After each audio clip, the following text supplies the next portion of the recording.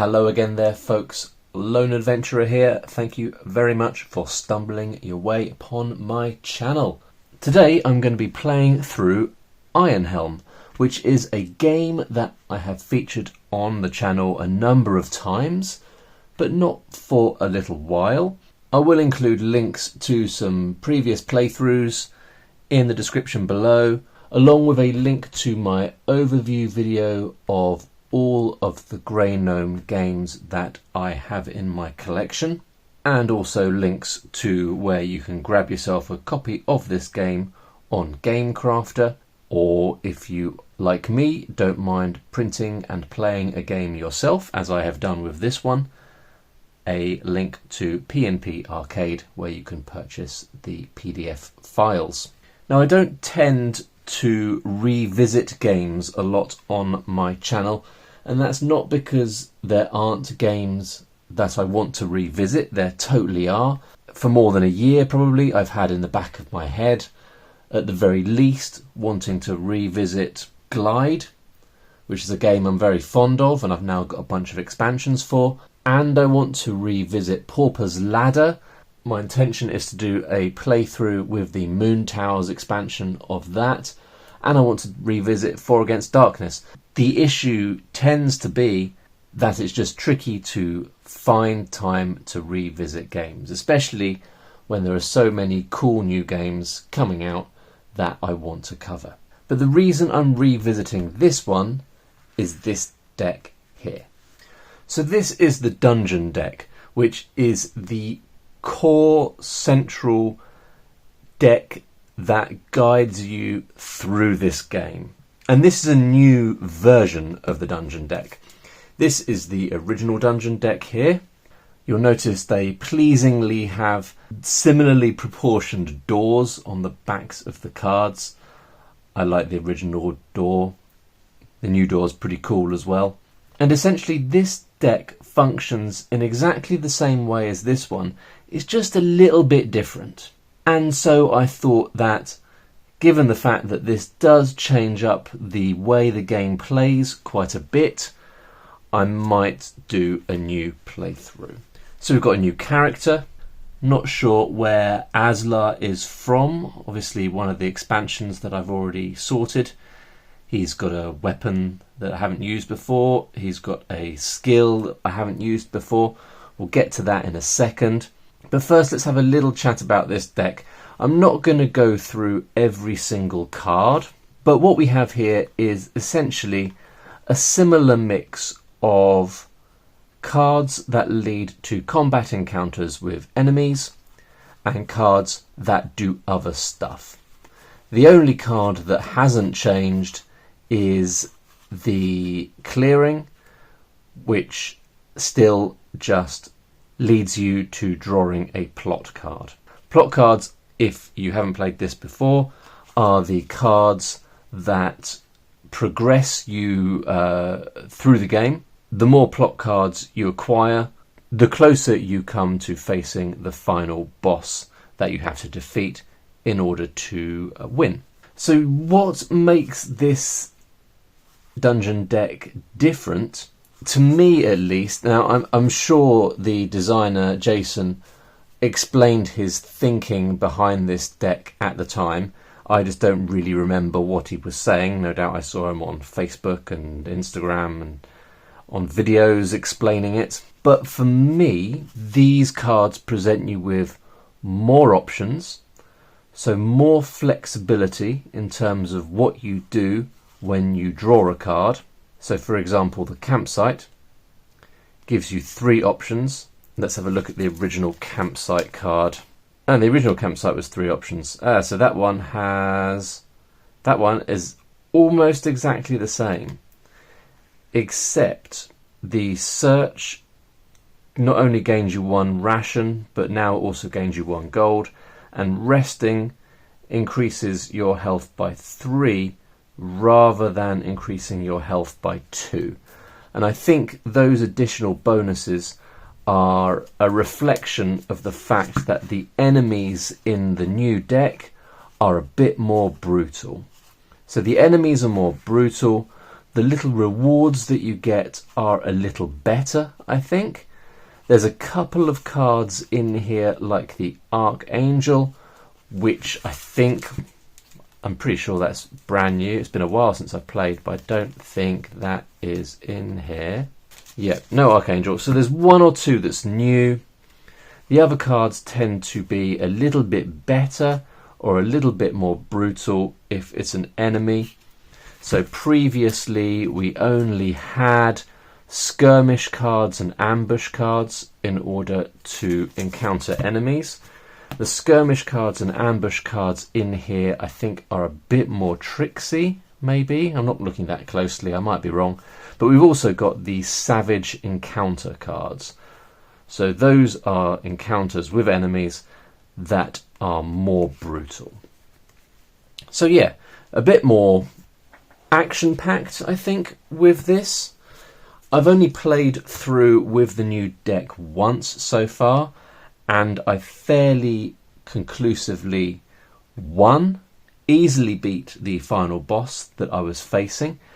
I suspect that I was just lucky on that occasion, so it will be interesting to see how we fare this time around. One more thing I want to highlight before we introduce the character and get started on the playthrough is the lovely new art.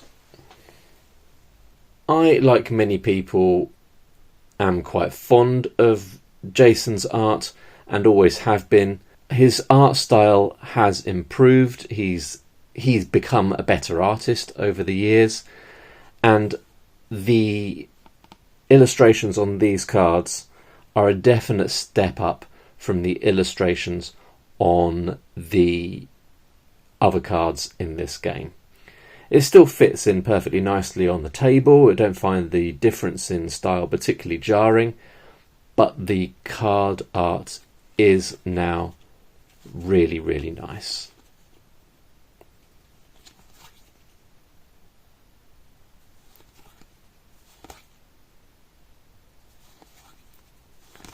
So that is worth highlighting, and it makes me excited for Underquest. I think that's the name of Jason's successor to Iron Helm that he's been working on. It's a game that's a bit more ambitious, and loads of new art in that game from Jason is much more in line with these cards than with the original Iron Helm, which I like the art of. But I do think that Jason has moved towards a really nice, distinctive style. Right, I'm waffling now. Basically, I like the art in both this and the original Iron Helm. Okay, so let's introduce the character. So this is Aslar. Looks like a sort of a shady rogue sort of character. Probably spent a lot of his career creeping around back alleys and performing nefarious tasks for people who were willing to pay whatever he was charging. He has got 12 health, 12 power, which we use to attack. He has got an encumbrance of 8, so we can carry 8 weight worth of items. Starts with 2 rations and 4 gold. He starts with the skill 6th Sense. Once per dungeon level, you may either avoid an ambush, which is quite handy, or reveal both dungeon cards and choose one to resolve. So I found myself using both of those in my previous playthrough of this. I found them both quite handy. He also starts with the Moon Dagger, which is his weapon, and allows him to re-roll the results of an enemy's attack whilst he is using that as his main weapon. Now I've already spent the gold that Aslar starts with on an Iron Helm.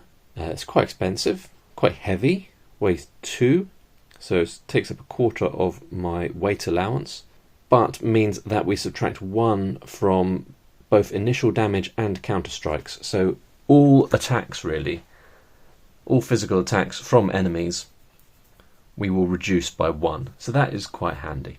So just to show you what else we've got here very quickly, this cube I'm just using to track when I've used this skill. These are my rations, these are my energy tokens, 12 health. These are blessing tokens that we can gain in certain ways and help us during the final fight.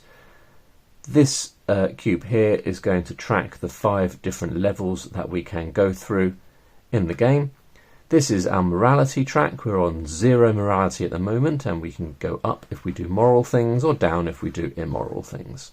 There we go, we've got loot, potions, enemies and plots, and with that we are ready to go. So if you're not familiar with the way this game works, we will draw a card from the dungeon deck, we will look at it, if we like it we can keep it, or we can alternatively choose the second card. If we choose the second card, we discard the first one and we have to keep the second. So it might be that you are stuck with something that you don't want, but that's the way this game works. So here we go. First card out is the altar. So we've got 4 options here. We can gain a blessing token. We can gain energy, which we can't do because we're on our max energy at the moment. We can heal, which we don't need to do because we have not taken any damage yet. Or we can move up 1 space on the morality tracker. So I think that's probably a good idea. I reckon I'm going to do that, because if you move up on the morality tracker, first of all, some things might say, oh, if you are high on the morality tracker, then something positive happens. Or you can do immoral things, and you won't drop down too far. And doing immoral things is sometimes quite handy. So the second card we do not look at. And those 2 cards are discarded. So at this point, we've discarded 1 card that we don't know what it is. And that is kind of annoying. Quite often, I go for the second card just because I want to see as many cards as I can. Not because I'm good at card counting, I kind of lose track of how many ambush cards and things like that I've had. It's more so I can try and get that clearing card, is it clearing? That allows you to draw a plot, because you have to draw plots to get to the end of the game. So if you pass up on the card that allows you to draw a plot, it means you're less likely to be able to get to the end of the game. Next card is an ambush. So I could deal with that ambush, or we could look at another card. I think I'm going to risk looking at another card. Oh, and that is a bad thing. Savage Encounter. So this is an example of a card with 2 different ways that you have to handle it. If you draw this card first, you can do that if you choose to action the card. But if you draw the card second, you have to do this instead. And the second thing is always worse.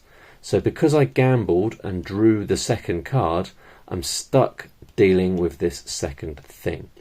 There is no escaping this vile creature. Draw 4 enemy cards and discard the 3 enemies with the least health. You must fight the remaining enemy that has the most health, adding the dungeon level and 3 to their health. So that is pretty awful. We're going to draw 4 enemy cards, and we're going to be keeping the one with the most health. So we've got a wolf, an undead archer, or a wraith. It's going to be the wraith, isn't it? So the wraith has 7 health. It's going to have 7 health plus 3 plus 1 because we're on dungeon level 1. So that means this enemy is going to have 11 health, which is fairly stonking. And the wraith does 3 damage when it attacks, and initial damage and counter strikes both steal 1 blessing. Well, I don't have any blessings. The enemy always goes first. What we're going to do is roll 2d6. We'll look at the difference, and that's how much damage it will do. So that's pretty bad. So that is 6 minus 3 is 3 points of damage. Subtracting 1 because I've got an Iron Helm means that I'm taking 2 points of damage straight away. Then we get to counter-attack. Now how this works is we have to spend any amount of energy to roll that many dice. So if I discarded 2 energy, that means I would get to roll 2 dice. And the number that I roll is the amount of damage that we will do to the Wraith. So at this point I would have to roll 11 on 2 dice in order to kill it. And I've just realised I forgot to add on the base damage of the Wraith. This is brutal, so I should have added on an additional 3 damage. It's taken me down to 7 health, which is absolutely ridiculous. So maybe when I played through this dungeon deck off camera, perhaps I was just lucky. So I'm going to use 3 energy, which will allow me to roll 3 dice. So that's what we're going to do. That is not enough. No, it is. It is. 8, 9, 10, 11. Whoa, just about.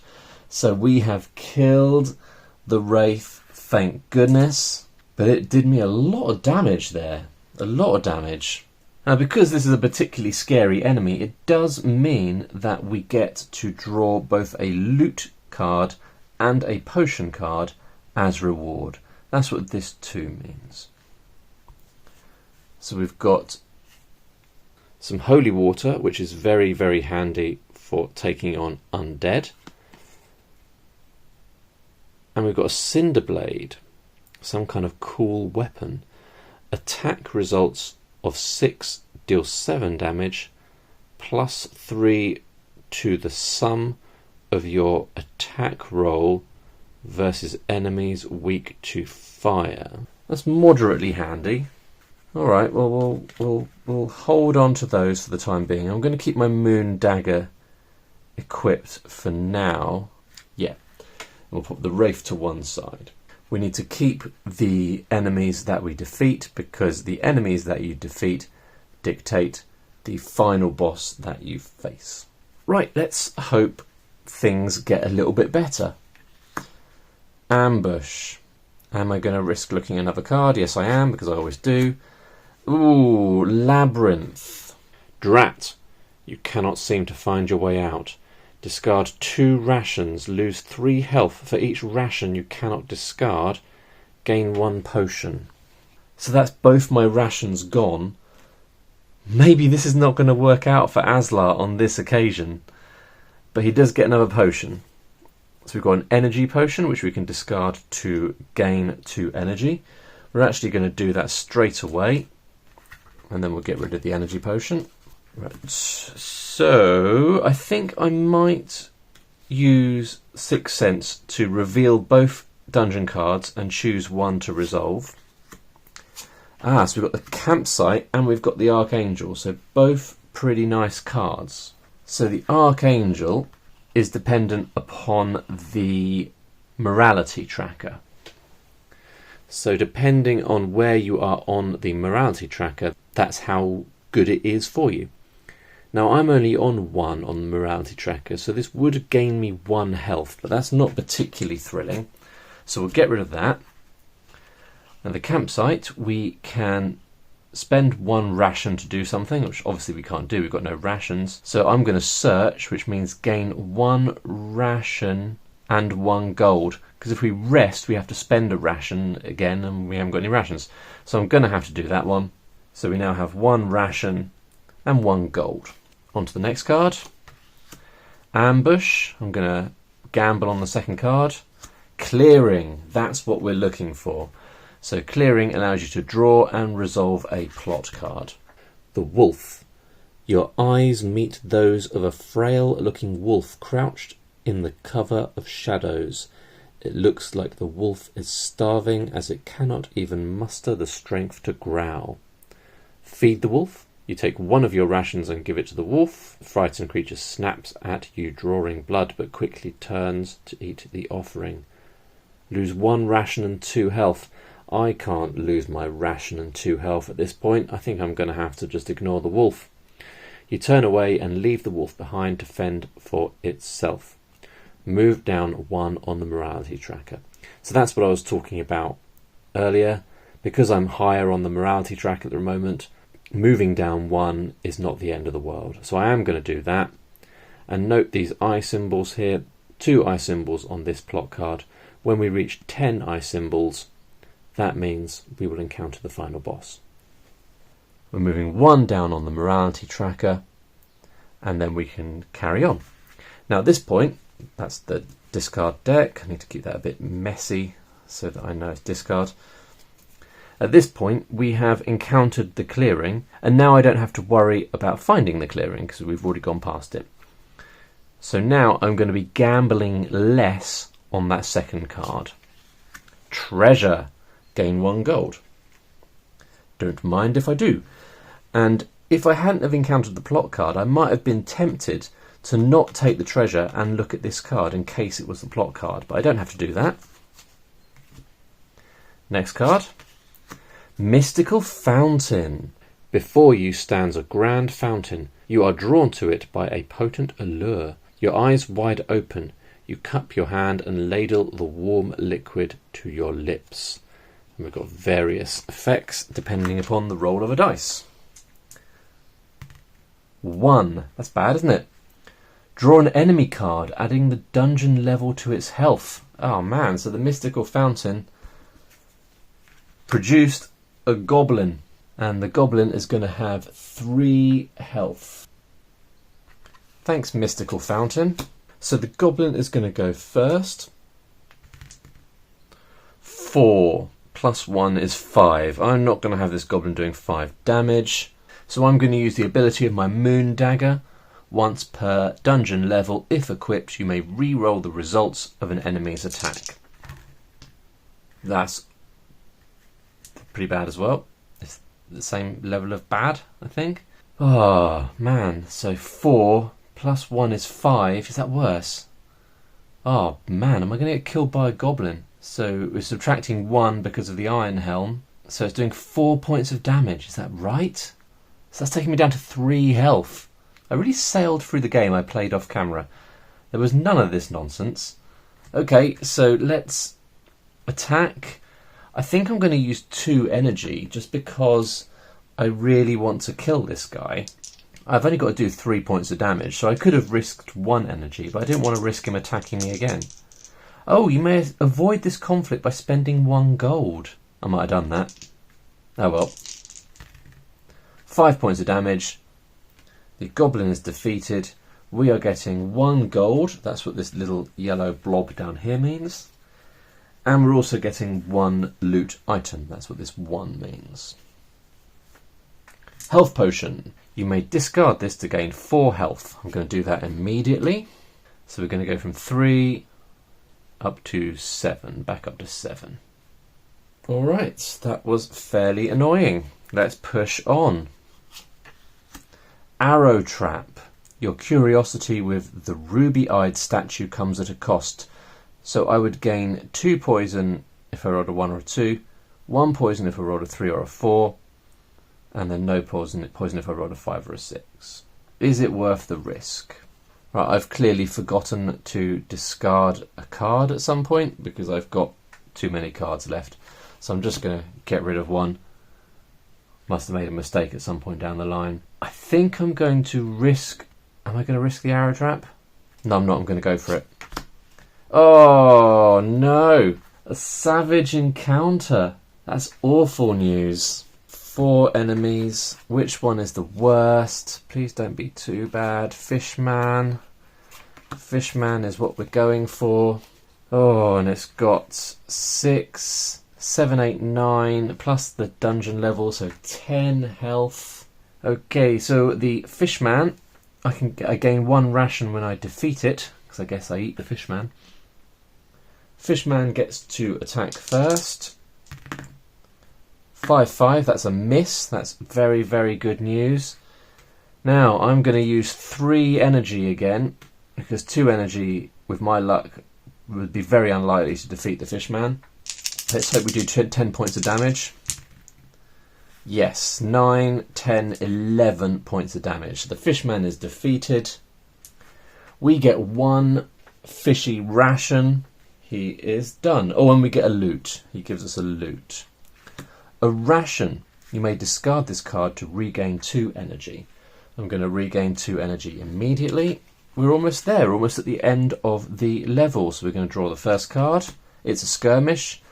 I'm going to have to gamble because I don't really fancy doing a skirmish. Oh, it's another skirmish. So it's just going to be a worse skirmish. Oh, you are taken off guard and stumble for your weapon. Draw an enemy card. Add the dungeon level and 4 to their health. So it's going to be 2 plus 5, so 7. So this zombie has 7 health. Zombies do not inflict initial damage, so that means I get to go first. And also note that we will gain 1 extra gold if we defeat this enemy. So I'm just going to leave that face up to remind me of that. We are attacking first. I think we will use 2 energy and roll 2 dice. 9. Fantastic. So we have immediately defeated the zombie and we're getting a bonus gold, and the zombie gives us a loot as well. So 1 gold there. And we're getting a grave stomper. Can I carry that or will I run out of weight allowance? 1, 2, 3, 4, 5, 6, 7, 8. No, I can just about carry the grave stomper. So it allows me to add 4 when fighting undead. So that is handy. Maybe that is better than the moon dagger. I think maybe I will switch over to the grave stomper as my primary weapon. I'm going to say that the weapon next to my character is my primary weapon. And that is the end of level 1. We need to shuffle the dungeon deck. Then we need to progress to the next level over there. We need to consume a ration. And we need to have a plot card. Ah, the Pigman. You are drawn to the sounds of a whimpering animal. You are amazed to find a very small pig-like creature with a human likeness caught in a snare trap. Do you release the Pigman? The frightened creature looks confused when you release it. It pauses for a moment and then takes off on 2 feet. We'd move up 1 on the morality tracker. Or we could carve him up to eat him down. We would move 1 down, but we would gain 3 energy. Now I don't have a huge amount of energy, but I'm not super desperate for energy. So I think I'll take moving up 1 on the morality tracker, and then we're going to start a new level. First card straight away is an ambush. Oh, we need to take that off so we know we can use that again. I'm going to risk a second card. Labyrinth. Discard 2 rations, lose 3 health for each ration you cannot discard, gain a potion. So we're going to discard 1 ration and then lose 3 health because we couldn't discard the other, which takes us down to 4 health. Awful news, but we do gain a potion. Ice Shard. You may discard this card to deal 2d6 damage, plus 5 damage to foes weak versus ice. That is handy. The problem is, I've got quite a lot of cool stuff now, and I'm at my maximum weight allowance. But that is really handy. I think I'm going to discard my moon dagger. Tricky decision, but I think it's the right one because I don't want to get rid of that. Okay, next location. Archangel. So that would regain us 1 health. At this point, I probably should just do it. It's not much, but I think when I'm this low on health, when Aslar is this low on health, every little bit of health counts. Ambush. Nah. Campsite. Fantastic. Except that I haven't got any rations, so I can't regain any energy or health, which really sucks. So I'm going to have to gain 1 ration and 1 gold, but I shan't complain. Ambush. No. Savage encounter. That will teach me. Had a lot of these. Oh no, the consuming mass. Oh no, a cave troll. So I have noticed straight away you may avoid this conflict by spending 3 gold. And I think that might be a good idea because he's going to have 8, 9, 10, 11, 12, 13 health. So if I try and fight this cave troll, he's going to rinse all of my energy. And that's going to leave me in a bad position. So I'm going to spend 3 gold to avoid this combat. So I don't get to keep him as a trophy, I don't think. He just goes back into the enemy deck. Right. Ooh, the altar. I could gain 2 energy. You can't regain health. That's a shame, isn't it? So it's going to have to be 2 energy. My other options are to get a blessing, to discard some poison tokens, or to move up 1 on the morality track, which is tempting, but I think I'm just a little bit low on energy, so I'm going to go for the energy. Onwards. Skirmish. Nah. Skirmish. Worse skirmish. So drawing an enemy card. It is a flying snake. Doesn't sound too scary, but it will have +4, +2, so +6. I will get extra gold when I defeat it. So 6, 7, 8, 9. So it's on 9 health. It gets to attack first. Ooh, I could use my 6th sense to avoid the skirmish. Let's do that. I'm going to avoid this skirmish. So he can go back in. He was a little bit scary. Arrow trap. Don't fancy an arrow trap. I'm going to take the gamble. False idol. Ooh. So I can move down on the morality tracker to gain 2 energy and a loot card, to gain 2 gold and a potion card, to gain 2 health and a ration, or I can move up on the morality tracker and lose 1 health. Clearly I'm going to move down on the morality tracker, gain 2 health and 1 ration. And this is what I mean about this game being a little bit more forgiving sometimes and giving you more options that allow you to address the areas where you are a little bit weak at the moment.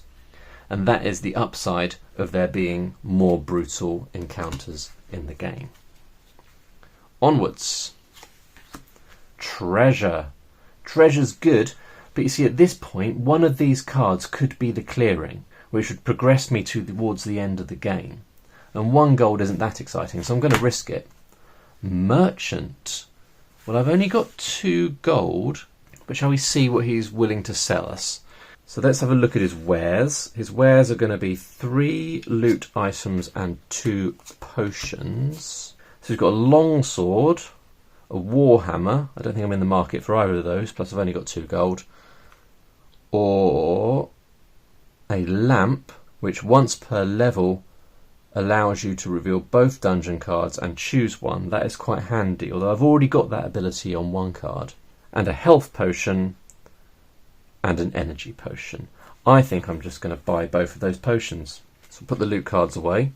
So you can buy, you can sell, you can trade. I haven't got anything I want to sell particularly. Plus he only gives you 1 gold for each item, so selling my cinder blade at this point I don't really want to do. I think I have to finish buying before I can use them. And actually I'm already on maximum things, so maybe I do need to sell. I'm going to sell the cinder blade. We'll get rid of that. That'll give me 1 gold. And I'll spend 2 gold on these potions. But I'm going to immediately use them. The health potion to gain 4 health, taking me up to 11. That's a bit more like it. And the energy potion to regain 2 energy. That's a bit more like it too. I'm feeling a bit more healthy after that encounter with the merchant. So we've got 1 more card left for the dungeon, for the level, sorry. And we'll stick with them. But this could be the plot card. I don't think it's worth the risk. I've probably just gone past the plot card. Plus something nice could happen here. Although I'm already on pretty decent health, pretty decent energy. Do you know what? I'm going to risk it. Oh no! A savage encounter. That sucks. Okay, I'm probably going to end up using one of my damage-inducing potions. What have we got here? Oh, these aren't too bad. We've got an orc warrior. I could avoid this encounter by spending 2 gold, but I don't have 2 gold. It's going to have 5, 6, 7, 8, 9, 10 health. It's going to attack first. Alright, I'm going to use my Grave Stomper to re-roll. Oh no, wait a minute, that was my old weapon, wasn't it, that could do that?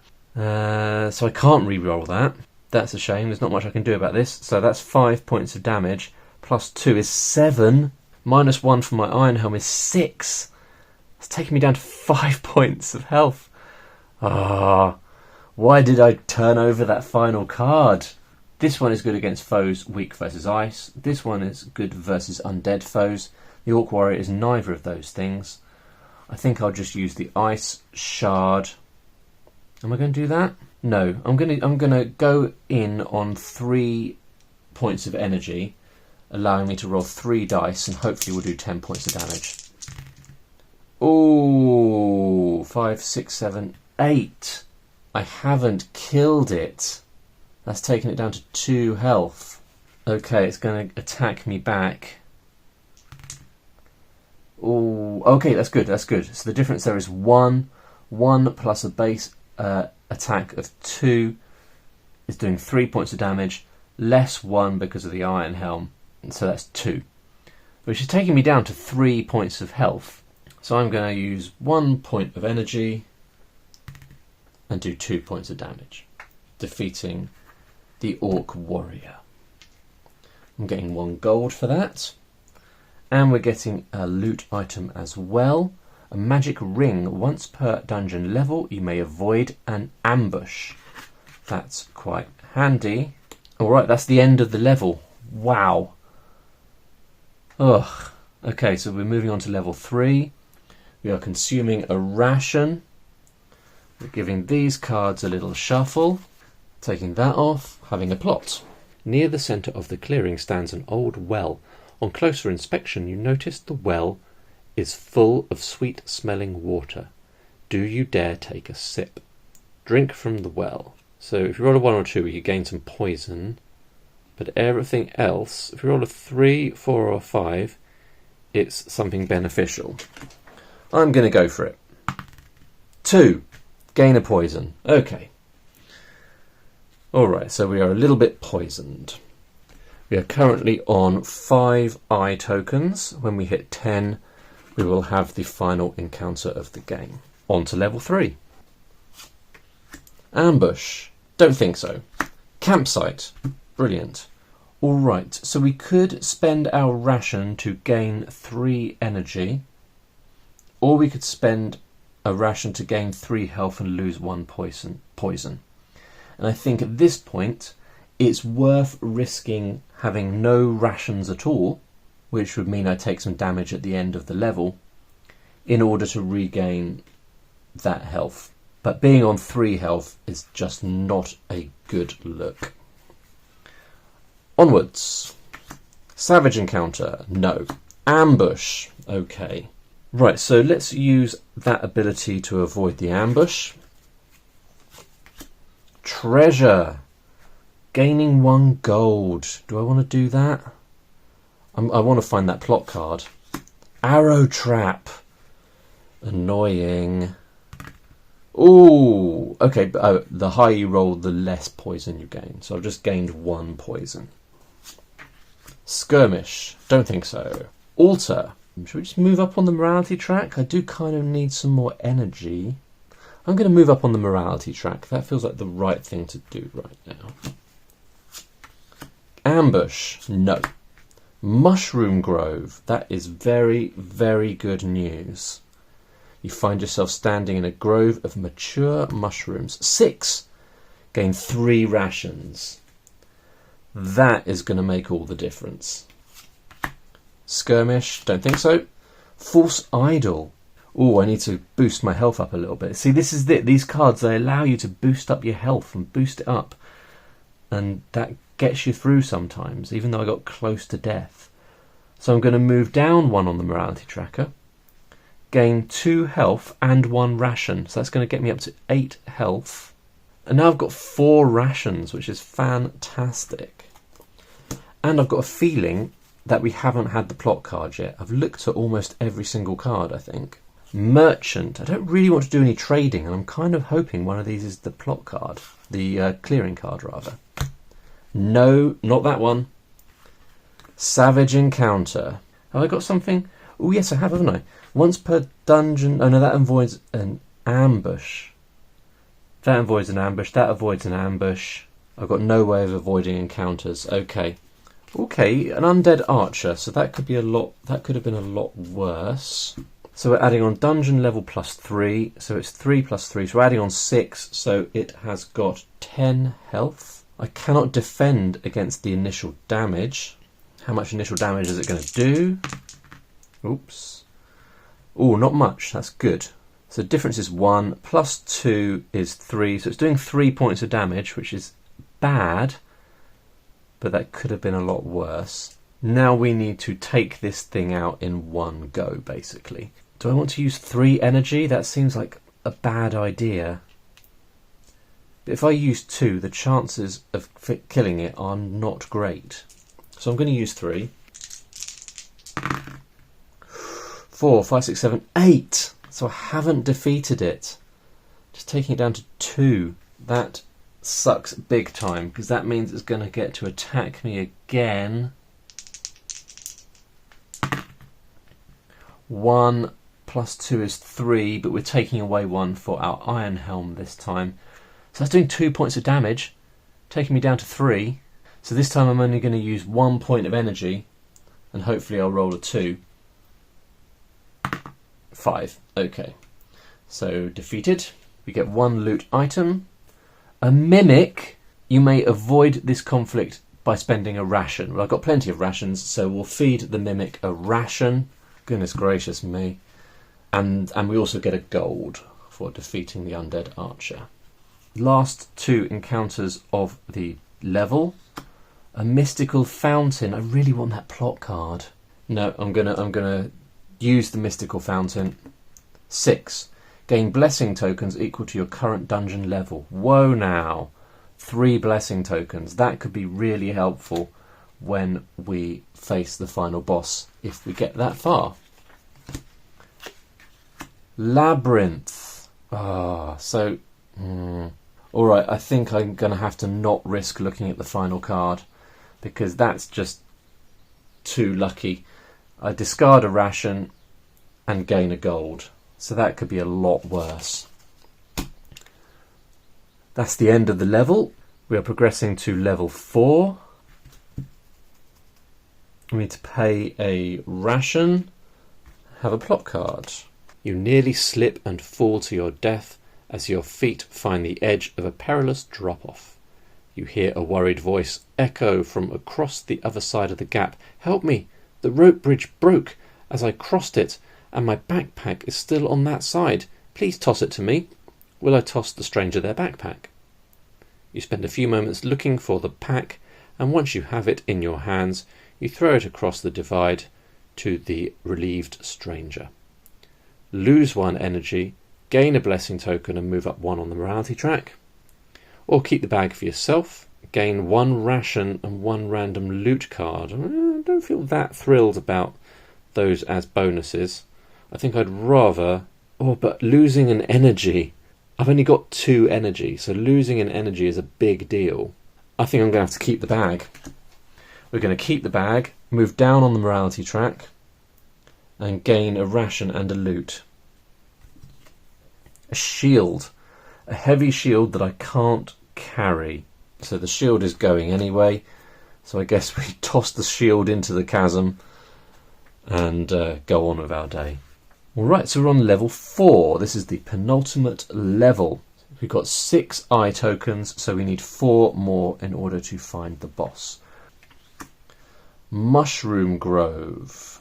Alright, I think we will stick with the Mushroom Grove. We won't check this card. Hopefully it's not the clearing.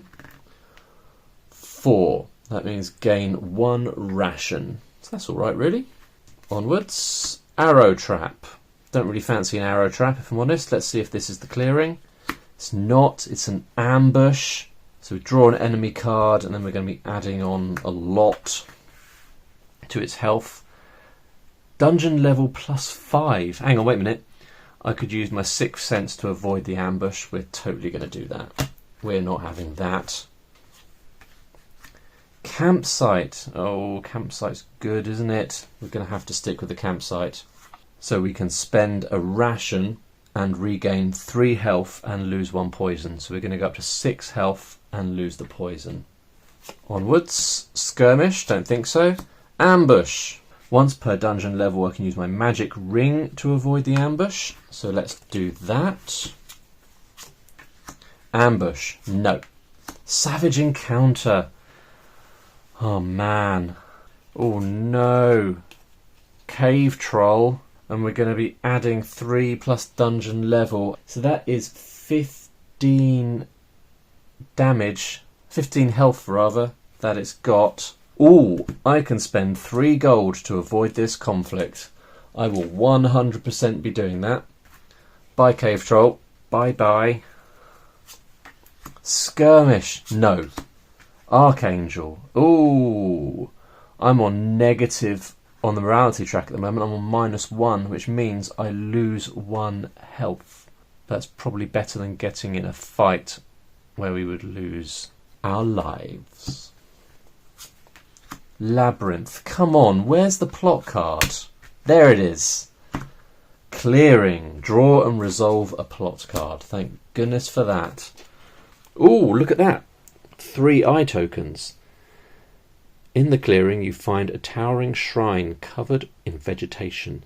You are overwhelmed by a sense of power, just as a gentle breeze rushes past you. Gain blessing tokens equal to your position on the morality track. I'm on -1. Does that mean I lose a token? I don't think so, because it just says gain, so I'm going to not lose a token. So I have got 9 eyes on the plot cards I have encountered, so we only need 1 more. Mystic Fountain. Sounds good to me. 3. What luck, you find 1 gold. Better than nothing. Savage Encounter. Don't think so. False Idol. Brilliant. Ooh, do I move down on the morality tracker? I think I'm going to have to, so I'm becoming even more immoral. I'm begging the False Idol for my life. Gaining 2 health, taking me up to 7. And gaining 1 ration. And that is the end of the level, folks. So reset those. Lose a ration. Go to level 5. That doesn't really matter though, because we're going to have a plot card now. The corpse. You trip over the corpse of a fellow adventurer. As you stagger to your feet, you realise the body belongs to a friend from years past. Do I bury the corpse? Lose 1 energy. I've only got 2 energy. Move up 1 on the morality track. Take the money and run. You search the corpse for anything that may aid you and leave the corpse behind. Move down 1, draw 1 treasure.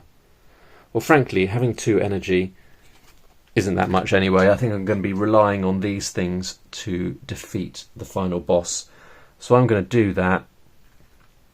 Move up 1 on the morality track, and that triggers the end of the game. So we're going to face an enemy, a final enemy, based upon which type of enemy we have encountered most. And we have encountered undead enemies the most, because we faced the undead archer, the zombie, and the wraith. And that means we're going to face the lich.